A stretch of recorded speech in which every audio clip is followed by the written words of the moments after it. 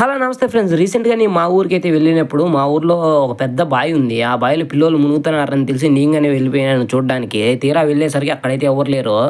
అక్కడ బావి ఉంది. బావిలో నీళ్లుండాయి. బావి చుట్టూ చెత్తగానే ఉంది గానీ పిల్లోళ్ళైతే లేరు. ఇంక సర్లే అని మా ఫ్రెండ్‌కి ఒక తోట ఉంటే ఆ తోటలోకైతే వెళ్ళిపోయినాము. వాడైతే నాకైతే ఒక పనసకాయ ఇచ్చాడు చెట్టుకే మాగింది. అలా ఆ పనసకాయ తీసుకొని ఇంటికైతే వచ్చేసాను. ఇంటికి వచ్చి రాగానే మా ఇంట్లో వాళ్ళంతా ఇప్పుడే కొయ్యి, కొయ్యి, కొయ్యి అన్నారు. సర్లే అని అదైతే మా నాన్నకైతే ఇచ్చేసాం. మా నాయన అయితే ఇప్పుడు దాన్ని చిన్నగా కోస్తున్నాడు. మేమైతే దీన్ని కోసేటప్పుడైతే చాలా పచ్చిదిగానే ఇంక వేస్ట్ అయిపోయింది కాయ అనుకున్నాము.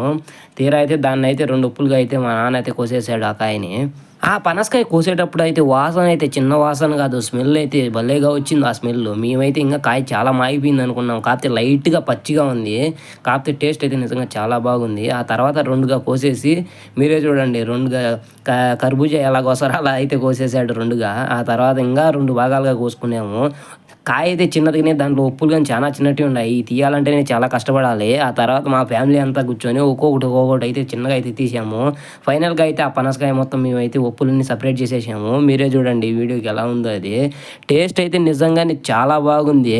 మా వోళ్ళు దాన్ని ఒక 5 నిమిషాలకల్లా అందరూ పంచుకొని భాగాలు పట్టుకొని తినేసారు అందరూ. ఏం మిగలలేదు. పనస ఉప్పులయిపోయినాయి గానీ పనస గింజలు మా వోళ్ళు చూడండి ఎలా పెట్టినారో లాస్ట్‌లో తిని అంతా. అయ్యయితే తీసుకోమన్నారు నన్నయితే. ఇయయితే నిప్పుల్లో కాంచుకొని తింటే వేడిగా భలే ఉంటాయి. వీడియో నచ్చితే లైక్ చేసి, షేర్ చేసి, సబ్స్క్రైబ్ చేయండి.